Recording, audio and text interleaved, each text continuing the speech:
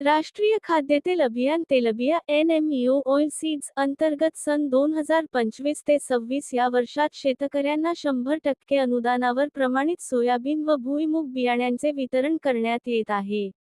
हे वितरण महाडीबीटी पोर्टलद्वारे प्रथम अर्ज, प्रथम सेवा FCFS तत्वावर पार पाडण्यात येत आहे. राज्यातील शेतकऱ्यांना अनुदानावर गुणवत्ता असलेले बियाणे देण्यासाठी कृषी विभाग कटिबद्ध असल्याचे कृषीमंत्री ॲड.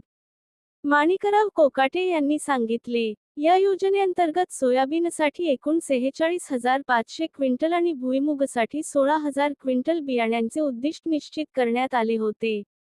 सद्य स्थितीत महाडीबीटी पोर्टलद्वारे सोयाबीनसाठी 44,317.13 क्विंटल, 95.31% आणि भुईमूगसाठी 6,857.54 क्विंटल, 42.86% बियाणे शेतकऱ्यांना वाटप करण्यात आले आहे.